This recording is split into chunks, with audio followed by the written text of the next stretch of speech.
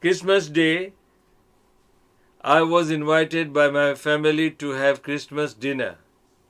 I didn't go as I didn't feel comfortable having this food. Was I correct? If your family is Muslim and they are inviting for Christmas dinner, so what are they serving in the dinner? Are they mentioning that in the name of Father, the Son, and the Holy Spirit? If they say that, then this food is haram, even if it is not on Christmas Day, any day, any day. If it is mentioned in the name of Ram, Lakshman, and Sita, it's haram.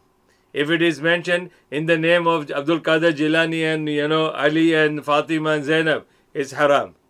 It has to be in the name of Rasulullah, in the name of Allah subhanahu wa ta'ala.